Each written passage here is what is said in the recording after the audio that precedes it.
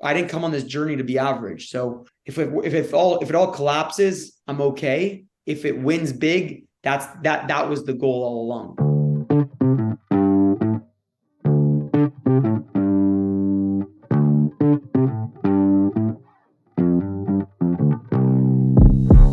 Welcome to Hearts and Carts, the CPG podcast, the podcast about the people behind the products that are winning hearts and filling carts. This cast is for anyone with an interest in the world of consumer products. We're your hosts, Justin Osborne and Alex Hill, and our mission is to bring you weekly content that helps you be a better and more informed CPG professional.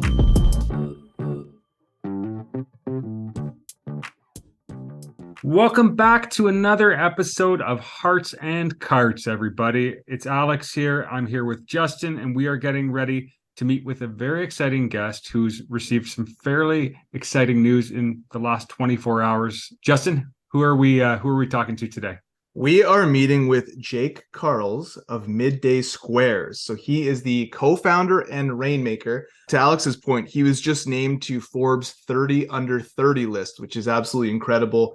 He's an amazing entrepreneur, a ton of energy, and just an all-around great dude. Yeah, guys, I think you're really going to like this chat. Jake has a lot to share, a lot of insight. He's really pushed himself and done some pretty incredible things, and his journey is really interesting. Don't forget to like, subscribe, give us reviews on Apple Podcasts or Spotify, and let's jump into the chat. My name is Chocolate Gone Crazy. Hi kids, do you like chocolates? Wanna see me eat squares and drip chocolate out of my eyes? Yo, what's up, crew? Jake, what up, Jake. what up? How are you, man? Welcome. Good. I'm not going to lie, you had me a little bit nervous there. Yeah. It was a couple minutes past. It's just it's been a hectic day. What's cooking with you guys? Well, nothing nearly as exciting as what's going on with you. First off, even before we get started, man, I want to give you some flowers. 30 under 30. That's freaking huge, dude.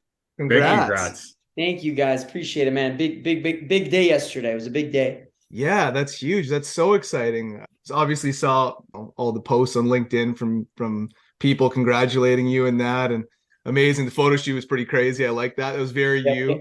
We had awesome. some fun with it. Yeah, they let me be me they let me have my personality come out on the photos and videos.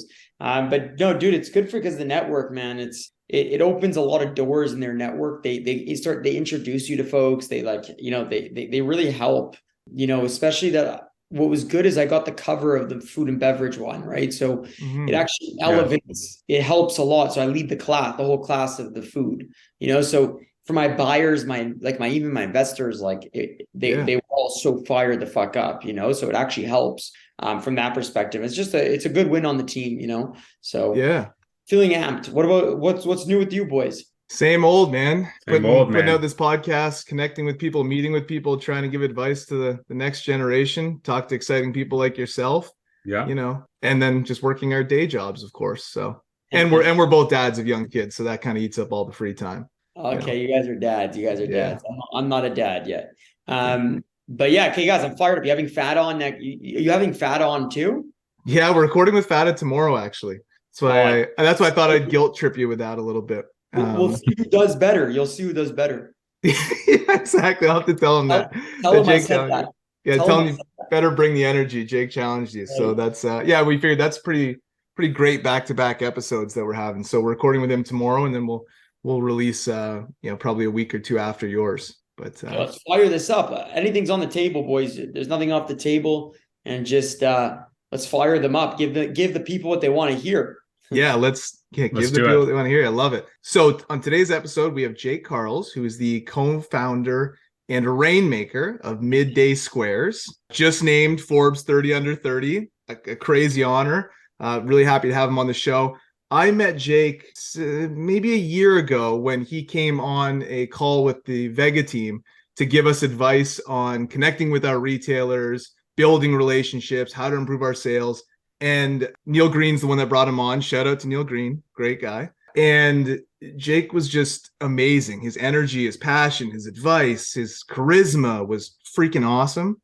And I've seen that since then at every trade show and every marketing material. And I mean, Forbes 30 under 30, I think they know what they're doing when they pick people. So just an incredible guy. that I just wanted to showcase on here and talk to him about the amazing business that he's built. So with all that said, you know, what we like to do, Jake, is sort of understand your background, what you were doing early on in your career, how you got to where you are, and then what you're doing now. So maybe we can start with like pre-Midday Squares. You know, what were you doing and what was your career journey to even get there? Yeah, dude. So I was always first of all, thanks for having me, boys. And Neil Green is an absolute beauty, absolute gem. Great guy. Yeah, great bottle of energy there. But yeah, when I was in high school, man, I was a class clown. That was my whole purpose. It was let's fire up the engines. Let's win at class by pranking the professor, by being bad, let's call it. And I think I did it because I wanted attention, but I also just wasn't good academically. And when I went through the standard process, let's call it, of life, where you go to school and then you go to college and then you get a job and then you have a family. And then, you know, I was going through that quadrant of what life is, society says it should be. And I'll never forget, I was in college and I started to study to be an actuary because I tried to get my shit together in academics. And actuarial science is basically deep stats and math. And I could not see you following that career. I have an uncle that does that, and he's got a very different personality than you do. Exactly. So I was forcing it, right? I was forcing it. Yeah. I want to prove to everybody that I was smart enough academically to complete this hard program, right? And I was burning inside. There was like this mental jail on me where I didn't feel free. I felt like I was doing my whole life for another person or other people. And then I'll never forget, I was sitting in my third year of university, because there's 4 years in Canada for us. I was sitting there and I was watching Shark Tank, the show, and I literally saw this entrepreneur like pitch his dream and his like life to the sharks at the time, and he sacrificed everything. Like he had kids, he had a mortgage, a massive mortgage that he took on the house, the secondary mortgage for the business, and he was basically broke, but he looked so free and happy. And in that moment, I was like, I got to try entrepreneurship. I got to give it a real shot. And I then went and launched my first business, realizing that I knew that the actuarial stuff wasn't going to work out. So I actually dropped out of the program, third year, finished with an economics degree just to finish school, to make my parents proud. And then I also tried to apply to banking jobs. Not one job would take me. And then I was like, screw it, I'm going to do fitness. I love fitness. So I started training people outside in boot camps. Like literally would take Snapchat. I would literally take my phone, film Snapchat videos of me with my no shirt on, and then in a park with 50 people, just training people for free. Started doing for free, then charging $5, $10, $20. Next thing you know, I was making like $45,000 cash a summer. And that's like, wow, that's cash. Remember that. That's not, so that's good money, right? Really, really good money. And I was young. I was like 19, 20 years old or something. So like I was killing it and everyone was talking about my boot camps. They loved it. And I did it for 2.5 years. And then suddenly I was like, I'm not enjoying this anymore. My passion for fitness was gone. And I was like, I don't care about the money right now. I care about doing something I love. So I decided to go and throw parties on college campuses across Canada and then try to sell them clothing on a pop-up shop after the party. So these big parties, build community hype through storytelling, again, using social media, and then try to sell them clothing to make the money. And that business completely fell on its face after 3 years because I wasn't a good operator, but I was very good at building the energy and the brand. So after that, my sister, my brother-in-law approached me and they're like, yo, we built this chocolate bar. It's not right. It's almost fully done. And we need a third partner to come and help us blow it up. And you are the perfect person for this because you understand how to blow things up. Yeah. You just need an operating engine behind you. And they approached me with this Midday Square idea.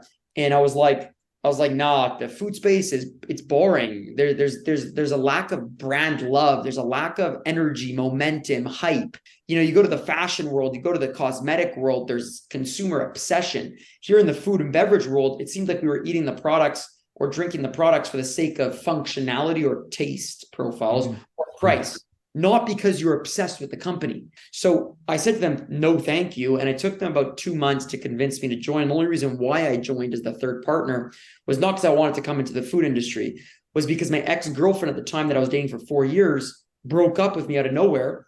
And I honestly was depressed. I was like, I need something to keep me busy. And I was like, I ain't going to go through college parties anymore. So I joined Midday Squares and I said, I've got the greatest idea. We're going to make this a complete reality show on entrepreneurship and build a brand through storytelling while building a great chocolate company. Wow. Interesting. So it feels like you picked up unintentionally the skills you needed along the way, right? Like got your economics, you can speak the numbers, but also it sounds like your first kind of foray into using social was with the boot camps. Yep. It was, dude, what I realized was I loved energy. I loved humans. When I was a class clown at high school, I was killing it. I thought I was the hero of the world because I was being me. When I tried to do the math and the stats and the banking jobs, I was forcing something that wasn't authentic to who I am. So I was miserable. I was depressed. I was sad. I was lonely. But then when I started to do these businesses, yes, I played on fitness, which I like fitness, but you're right. This real skill set that was developing was the human to human connection and the storytelling coming from social media, right? Seeing the power of how to create that internal virality. Let's call it community virality. And then with the business where I was throwing parties, I had to use the hype to get the party excited, to get the people excited for the party, and then build more hype to get people to post about it. So the storytelling kept staying consistent.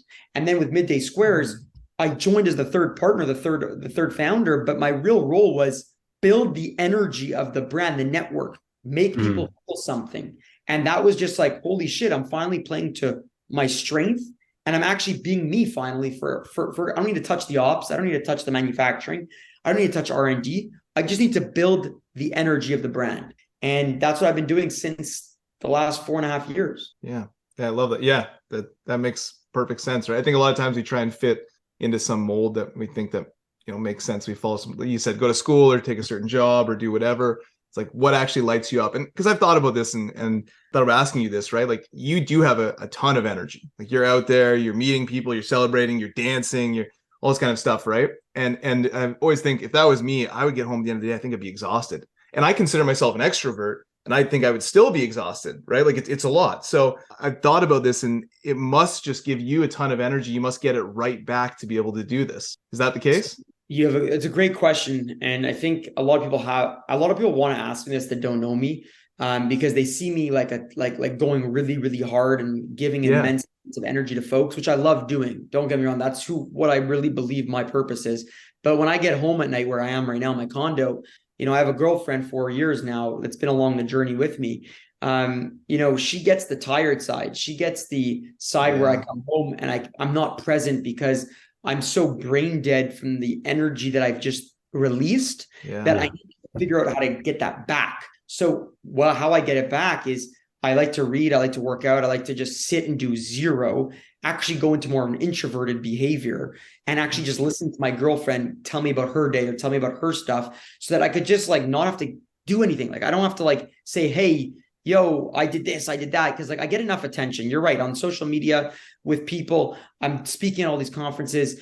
I get a lot of internal attention back, but sometimes at the end of the day, I don't want that attention at nighttime. With my people, I actually want to shine the light on them. I don't want it to be the Jake Karls show or the Midday Squares show. I want it to be the person I'm with show because I'm granted that attention all day, which it takes a tremendous amount of energy to keep people engaged with it. So it's I'm exhausted, man. Like even right now, I know I'm talking to you guys right now, but I'm like, I was on the couch 5 minutes ago. My eyes were having trips. I can't explain what it was. I didn't know what it was.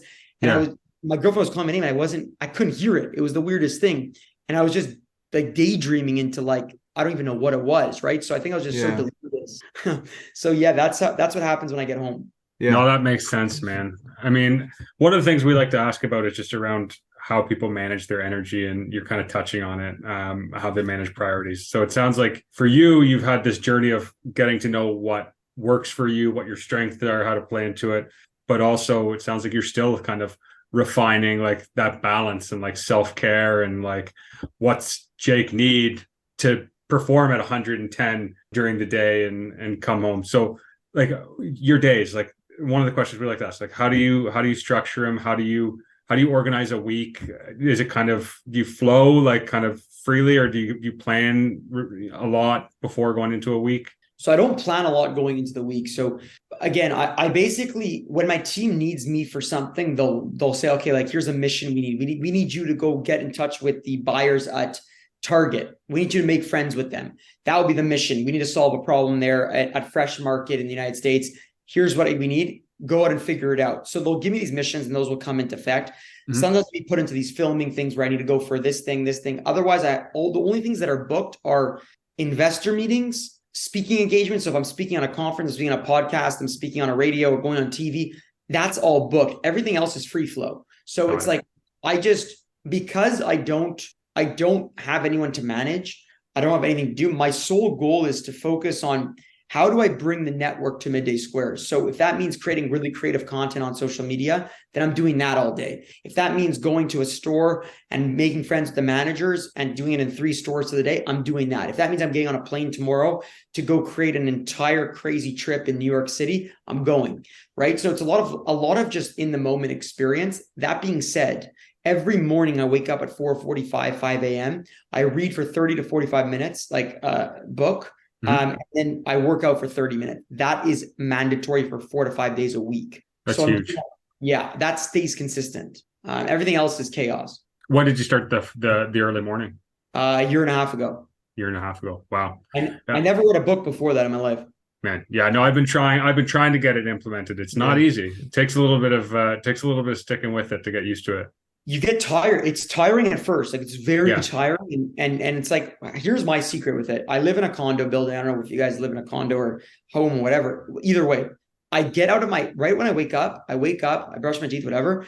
I get out of the actual living area of my condo and I go downstairs into our lobby, which is similar like a hotel lobby. It's very like nice looking. It's got chairs, couches, fireplace, like all this nice stuff. And that's where I do it. It's dark. No one's bothering me. I'm out of my bed. I'm dressed up. So not like it doesn't put me back into sleep mode. Smart. And then I'm killing it for 3 hours. I literally go work for that 30 to 45 minutes of reading. I go work out quickly upstairs in my gym. And then I come back down and I do about 2 hours of work before anyone bothers me. Smart. Yeah, it's a ton of time in the morning, right? Like, people take it for granted. But I've been thinking a lot about the balance between doing the things you kind of have to do and the things you want to do. And it's like, as life gets busier, like we said, we both got kids, at a certain point, that habit's going to serve you in your life long term, because once you have a family, like, you'll find, especially like that time before everything else is like when you can take care of you, right? Like, it's huge. So, well, I always tell people, I might not need as much sleep as other people. Yeah. Maybe I'm stockpiling deep fatigue, and one day it's all going to just come crashing down. I don't know, but I get on average like 5 hours. So 5 hours, and I listen, dude. For me, it's like I got to give energy. So I can't come into the morning into my office with bad vibes and low mood, because my team looks up to me to be that breath of fresh air, the positivity, the light, the one that brings the light into the company, not the one that's bringing the ops problems, the manufacturing problems, the financial problems, the legal battles we're in. No, I'm bringing you the wins. I'm bringing you the momentum. And if I'm not bringing the momentum, they know that the bright light is not there. So I have to continuously do that for my team, for our investor base, for our fans, all this people on social media. I got to tell them the real deal, but I also got to show them the real side of, when I'm in my therapy sessions and I'm feeling a very low and in depressive moods, how I get back out, how I get back up. That's important stuff to show, because the journey is lonely. It's not as glamorous as people think. Yes, Forbes 30 is great, and I win a big award. I'm all over the news there and all the media. That's great. It feels really good. Don't get me wrong, but it's still the pain I've gone through to get there, and that consistently happens every day. It's pain, and you're lonely. Like, I'm lonely even though I speak to thousands of people. And I think that this is the side that no entrepreneurs get to, talk about enough, and people don't see it. But today, like, I'm happy to share that stuff, because I want to make the other person that's going through this realize that they're not alone out there. Yeah. I think that's a fair point. Yeah. It's really important, right? Because you see all the success, right? And so somebody just sees that side, they go, oh, it must have been easy, and look how successful they are. But there's a whole other side to it, right? The amount of hours you put in, the work you put in, the sacrifices you might have made, right? Like all these different things. And it's not an easy path. So it's helpful for any entrepreneurs. I know, especially right now, a lot of entrepreneurs in the CPG space are having a really tough time, right? With the way the economy is. So for them to hear that from you, I think is really helpful for them. So and you bring up a great point. Like, it is a rough time for CPG.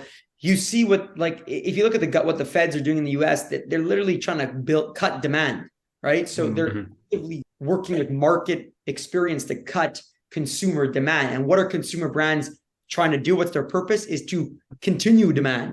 Yeah. So you're fighting against the biggest thing, even though it has to get done because of inflation.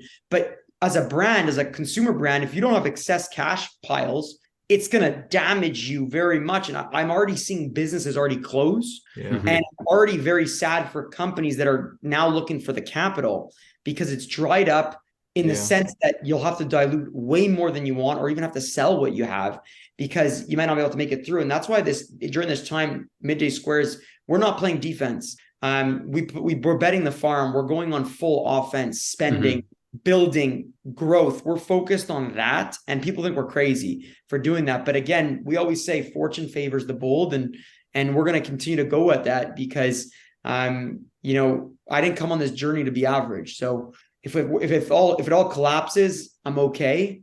If it wins big, that was the goal all along. Got it. So yes, let's talk more about Midday Squares, the company. So for anyone that hasn't heard of it, like, what is Midday Squares? What are you building? I've had the chance to eat a lot of them, more than I'd like to admit. Specifically the peanut butter, I could eat 1,000 of those. But maybe you could just talk through what the company is, what your products are, where you're sold, sort of what you've built here. So Midday Squares, the idea was we want to create a new version of a chocolate company. So we wanted to redefine the way that people snack on chocolate. So like chocolate bars specifically. And we called our first product the first functional chocolate bar. And basically what it is it's a delicious dark chocolate indulgence that has clean ingredients, high fiber, high protein, and satisfies hunger. So it's really your afternoon snack. And the mission of the company, or the vision, was we wanted to build the next biggest chocolate snacking company. And, we like to say, like, what would Hershey's or Mars or Nestle or General Mills or Kellogg's or look like if they started in 2022? That is what we're trying to accomplish. Something that will be here for the next 100 years, but might take 30 years to actually build it, like infrastructure wise. Right. Yeah. And, we're doing this by creating great chocolate products, but also by telling the story and connecting with the consumer in a very unique way by storytelling via their phones and their social media platforms, where they're paying all their attention to right now. So we're doing something really cool. We're in the right moment of time where people want healthier products that still taste absolutely delicious. So they don't want to compensate on taste, but they want the ingredient deck to be clean. And then consumers today want more than ever to connect with a brand. So the bigger chocolate companies, Big Chocolate, is struggling at both of those. They're struggling at creating innovation that is clean and tasty, and they're struggling with creating an innovation in terms of the way that they communicate with the consumer and build a fan. They're not doing that anymore. They did it 60 years ago. Yeah. So that's what Midday Squares is. And over the last 4.5 years, we've built our own fully automated chocolate factory in Montreal, Canada.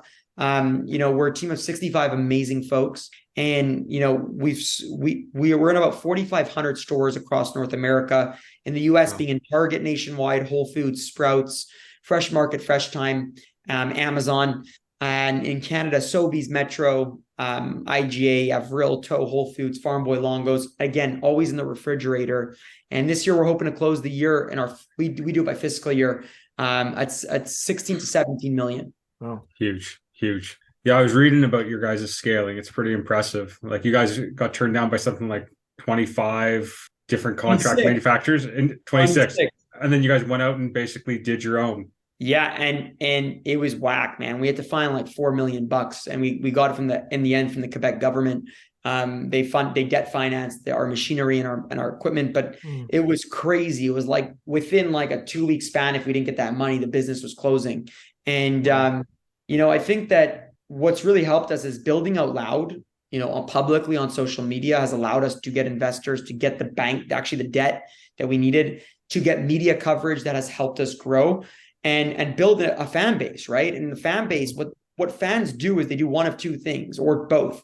They either buy your product to support because they want to support, or they might not buy it, but they'll tell everyone about it. So, or they're doing both. So we're focused on that thesis: build fans, not customers. And we have 3 SKUs at the current moment: peanut butter, almond crunch, and brownie batter. And we're launching a cookie dough, which is probably the number one, I believe, cookie dough product going to go on the market. As of Friday, it will be pre-sale available. So this Friday. Yeah, so it's about to go bananas, and chaos is about to break, but we're fucking pumped. Yeah, cookie dough's a good flavor. Yeah, that's a good flavor. I know my wife's gonna love that. but it's clean, it's tasty, it's indulgent, not sweet. It's not like, it's not nauseating. It tastes real, not like artificial, you know? Very, very, very cool. So, what do you think was the key to the brand building so quickly, right? Like, I love the line, build fans, not customers, right? I think that is probably a key to it. But what else was sort of your learnings on how you were able to build a business so quickly? So my sister, my brother-in-law built this product. It was actually being made many years, 3 years, or 3 or 4 years before. I don't know the exact date. As a hobby snack, my sister was making for her husband, my brother-in-law. He was addicted to chocolate, and she was a foodie. She's a foodie, so she was playing with ingredients. So she made this snack for a long time. But then finally, my brother-in-law read a report that showed that real chocolate was growing above, like the darker chocolate was growing at like 40+% year over year, and that vegan proteins were growing at like 30+% year over year. And then it clicked in his head, holy shit, this data is insane. Leslie, my sister, was literally making a baby of these two massive categories, a dark chocolate, high protein vegan product that was real foods. And it was this white space. So that's number one, product market fit. Building your product on data is super important for the long-term success of your company. As for the short-term burst of the success we got, I believe it has to do with the storytelling and the marketing. And the reason why is people started to watch this. They would see us on social media showing like really unfiltered stuff that they've never seen a company show before. Mm-hmm. So it started to breed this curiosity, and the curiosity started being like, hey, well, I'm going to try the product. These people are so weird. They're whack. I got to see what it's all about, what this hype's about. And then they would try the product. And because it was all built on product market fit and data, it would reinforce their brain to be like, oh shit, I love this product. So then they would go spread it they would go to their dinner table and tell everybody about it. So we had these domino effects happen while we were telling the story. And our first hire was a videographer, not even an R&D food scientist. It was literally a videographer, because we realized the power that social media can do for sales, for getting customers, for getting media attention. And that we went full throttle into that moment. I remember we went full gig. We didn't have the money, but we said, screw it. We're going to go on offense on that. And today we have an entire media company within the company. Wow. That's awesome. So did that, like when you guys were building distribution, did you find people already knew when you were coming into meetings, like who you guys were, or like was it, you guys could just basically send them to your channel and give them a full flavor? Like how, like, because you guys have 4,500 stores. So you guys have been, I mean, you guys have been putting out videos, but you guys have also been taking a ton of meetings to get that. So how's that been? Great question. So yeah, a lot of the buying teams, I would say the middle-aged to younger age buying teams know who we are already from watching the content and getting excited, being like, these people are crazy, wild. I want to meet them. And the second part of the equation of that is our fans are going to the stores to request the product. So they're getting hit by two things. They're getting hit by this loud company, which has its cons, and I'll tell you what the cons is in a second. So they see the loud company, and they see the customer base wanting to buy this product. So it's almost like a bamboozle, right? And the cons of being out loud, building out loud, is like the Elon Musk, is not everyone's going to love you, and that can create an entire bias against your company, right? So you know, we've had two. I'm not going to say the names of the stores, but the buyers just didn't like us, and they don't want to talk to us. They don't care to meet with us. They don't want to grow the partnership, and it's killing our business because they're such a key account. And until those two buyers change, I don't think we have a chance. And I think it's just because of our personalities and who we are and how loud we are. We swear on the social media. We are unapologetically ourselves. And the same thing goes for Elon Musk. He bought Twitter. He's doing what he truly believes is, but people still don't like him for it. They're going crazy on him. But then 50% love him and are diehard fans. They're willing to go to war for him. So we're doing the same similar thing, obviously way different scale and different industry, but we're really unapologetic and we stay true to it. We don't change for other people. So it has mostly pros, but I'd say there's still those people that cannot accept and take it. And we just have to wait for those people to get out of that job position to get those into those stores or to build the partnership stronger. Yeah. No, that makes sense. I mean, those buyers will eventually move. We've talked about buyer rotations enough on this podcast, and it's one of the weird things no one talks about. But buyers come and go, so you guys keep doing you, and it'll work out. I'm certain of that. Yeah, and building friends, man. Make friends first, then do business. Like, when you have a good social media following on LinkedIn, it's very easy to reach out to people. So I reach out to the people even before I want to do business with them, just to hang, no agenda. And we'll go for a drink, we'll go for a coffee. They'll come to our factory And then when the time's right, and maybe a year from then, we are like, okay, let's do the business, let's do partnership. And guess what? Because the friendship's so strong, subconsciously, they're willing to go above and beyond for the brand without even you telling or asking. Totally. Yeah. I love that. So, one of the things you're mentioning was all the different videos you put out over social. One of the things I wanted to ask you about was your music video, because a lot of brands do videos or reels or things like that. None of them do music videos, right? And I think if you are anywhere older than Alex and I, you might not know the videos you're referencing, but I'm at like the perfect age to know exactly the videos you're referencing. So I loved it, but I just wanted to hear about like where the hell that came from, why you did it, and what it was like. Yeah. So again, storytelling is the core of this narrative I'm going to give you. But in 2021, late 2021, we were talking with a big chocolate company, which I'm a fan of, to be honest with you. And basically, we were in talks for acquisition, and we don't want to sell the company. Like I told you guys, we want a 20 to 30 year build. That being said, it doesn't mean we wouldn't sell the company, but our mission is we want to get to 100 million in revenue in the next 2.5 years. We are focused head down to get there. 3 years, maybe max. Nothing else is bothering us. No distractions. So when they came to us, they had this offer and they loved our product. They loved our peanut butter flavor the most, like you do. And color orange, right? And long story short, everything was fine. And after 3 conversations of us saying no to the whole process, 2 months later, we received a cease and desist letter regarding no longer being able to use the color orange for our peanut butter, which was our best selling SKU. And it was on fire and we were killing it.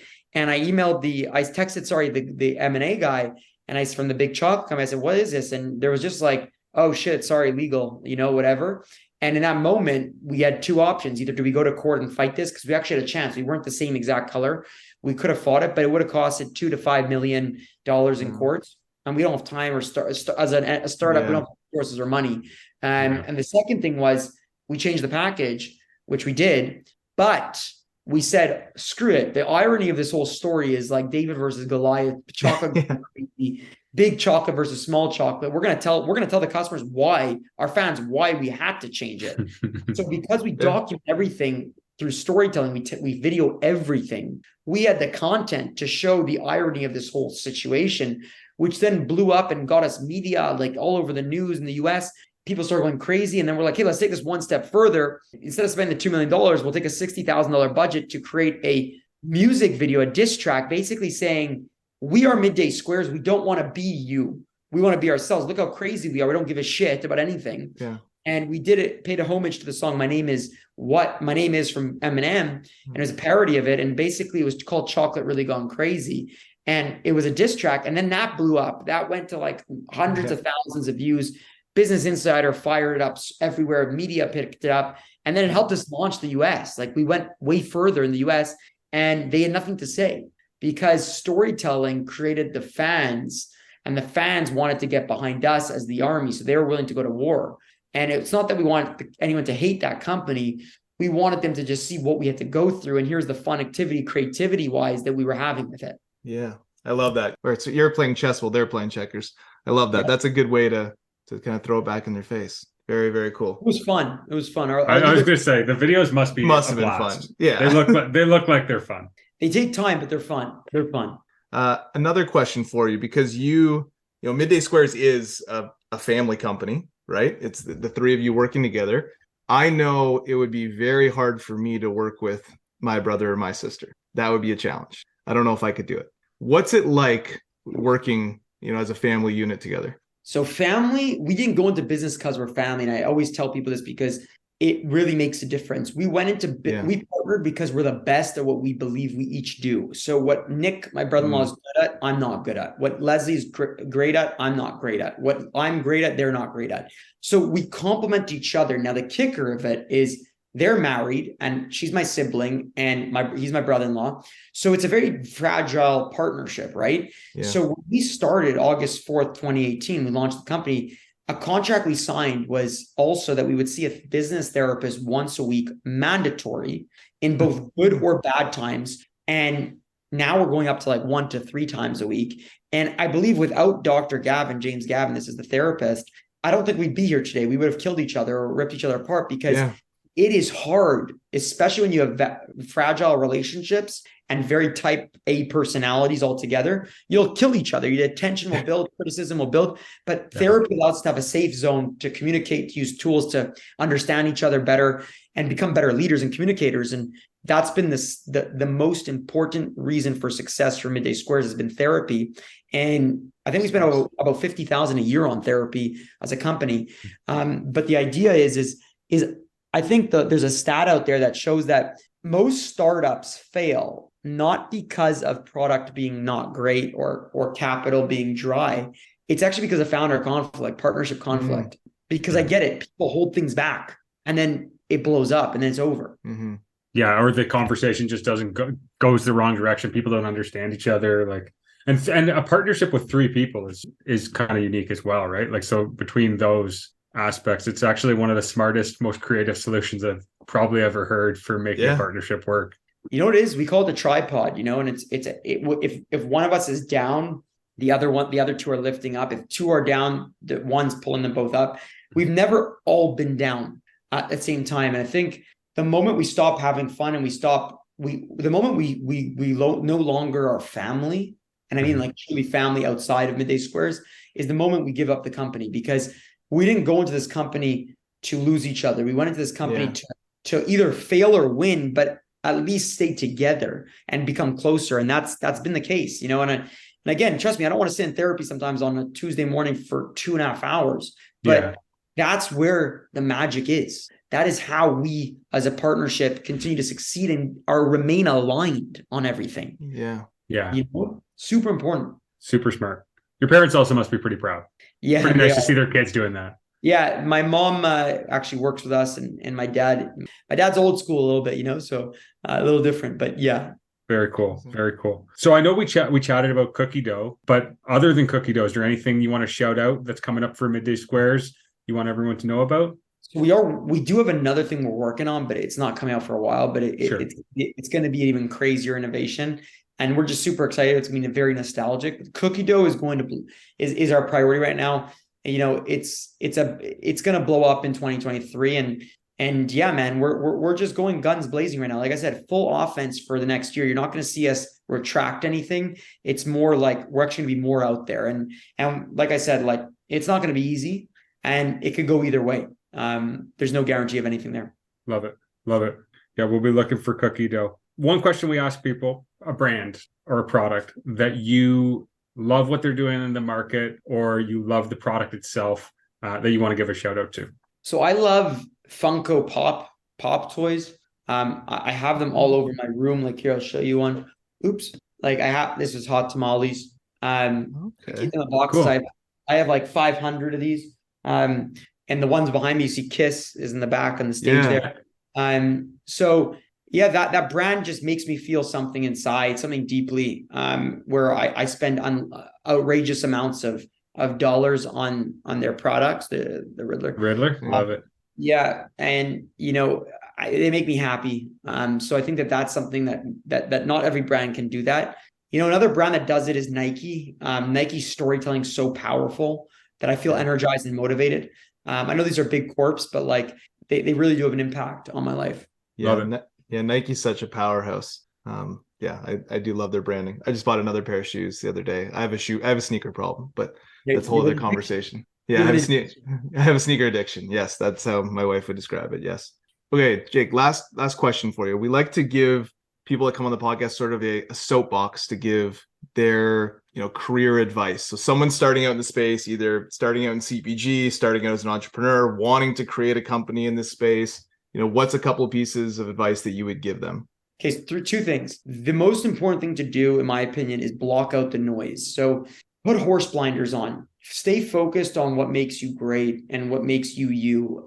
There's going to be a lot of noise in your ears from friends, family, people that care about you and that love you deeply. Don't get me wrong, but they're not in it with you. They're not in the pocket. They're not in the trenches necessarily. They're watching, very different. They're not operating with you. So they might be telling you things, but if you listen to everything, you're sort of start to get bamboozled. You might get analysis paralysis, and then your company's finished. The second thing, what I learned over the last decade of entrepreneurship is the greatest moments or greatest successes or learnings, have come from me stepping into zones of discomfort. I always say, train your muscle within you to want to go into those uncomfortable zones, because that's where a lot of the serendipity will happen. That's where a lot of the unknown stuff will happen. And I always say, in those zones, the only answer to those uncomfortable zones is an outlying answer. So you're not going to be in the middle. You're going to be either really good or really bad, but at least you're not mediocre. And I think those two things are the things that I would say are most important, and have the ability to withstand a lot of pain and pressure, because whoever lasts the longest is usually the winner. I like that. I think those are great pieces of advice, and very like realistic pieces of advice too, right? To have to be okay with discomfort. A lot of people shy away from that, but that's really the best way to grow and learn. I think you said that perfectly. Just take little steps. Momentum builds on momentum, which then builds on momentum. It will just keep going, a compound. The problem is people want to always do these big steps of jumping into these massive discomfort. That's why the fear is there. It's no, start building your muscles. So do little things that are slightly uncomfortable. Then it will get bigger in a day. Stop rushing. Nothing is instant anymore. So stop thinking like that. Everything takes time. Rome was not built in a day. It's cheesy, but it's true. So think about this as not being built in a day either. Love it. That's great. Love it. Awesome. Jake, thank you so much, man. Really appreciate you coming on. Good to see you. Love the Snoopy poster, by the way. I didn't mention that. Snoopy and Woodstock up there. That's amazing. Perfect time. Just U.S. Thanksgiving, perfect time too, right? The Great Pumpkin. Yeah, really appreciate you coming on. A lot of great advice. Congrats to you for everything going so well. Company growing out of control. 4,500 doors is amazing. Forbes 30 under 30, just absolutely crushing it. And looking forward to seeing you probably at the next trade show, probably at CHFA West, maybe something like that. Where y'all live? I'm out in BC. I'm on Vancouver Island. And I'm just by Toronto in Hamilton. So we're kind of covering all the major cities right now in Canada. Across the three of us. Montreal, yeah. Yeah, it's too bad Canada doesn't have that many major cities, eh? No, it was a little too easy. That's fair. Yeah, it was 3 people who could do the whole thing. Or maybe a 4th would help, but that's it. Mike Fata. So Mike Fata will be the 4th. Yeah, Mr. Winnipeg, yeah. Yeah, he is, I call him Mike 9-figure Fata.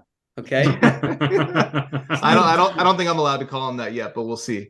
Maybe I'll I hope he introduces himself like that. It's too good. That would be good. Yeah. Yeah, he's a good dude. We're excited to have him on the show as well. Yeah, he's an investor and a friend, a mentor, advisor, and just a legend. Absolutely. Yeah, looking forward to chatting with him for sure.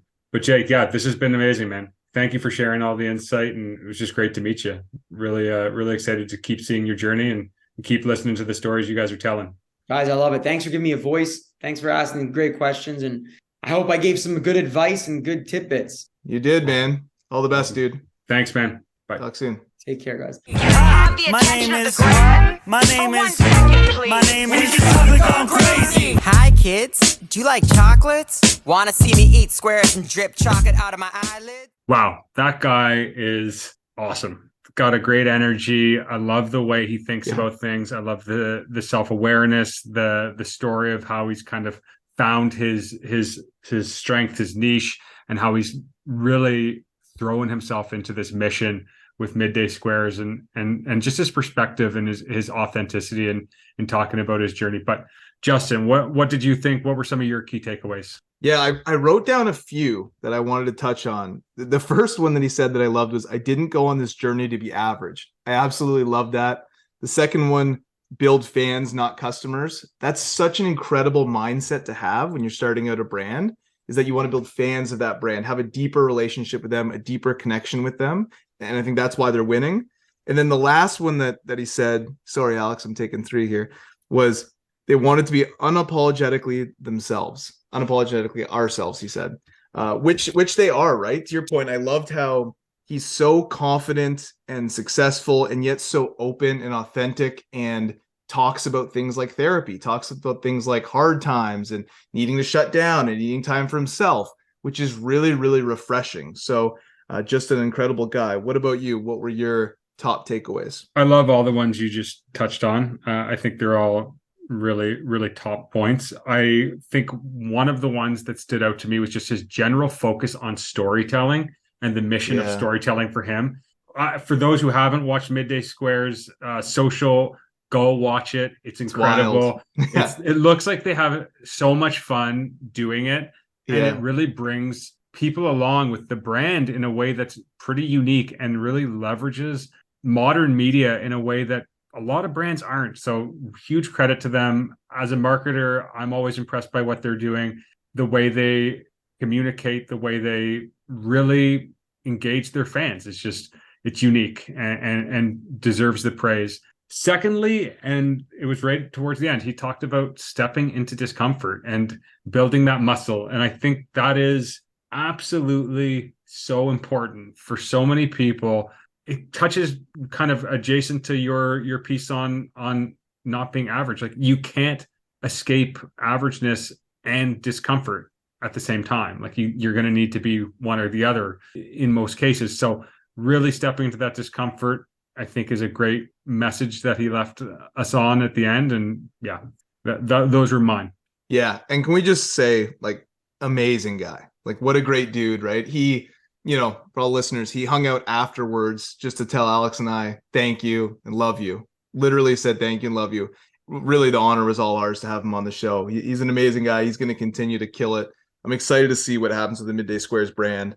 It's going to continue on this rocket ship forward. So guys, keep an eye out for the cookie dough. It's hitting stores probably mid-December, but the pre-sale will be coming on just in early December on the Midday Squares website. As for Hearts and Carts, that's all we have for today. Do not forget to follow us on our various social media platforms. Throw us any reviews on Spotify, Apple Podcasts, and keep an eye out for our next interview releasing next week. Thanks, everybody.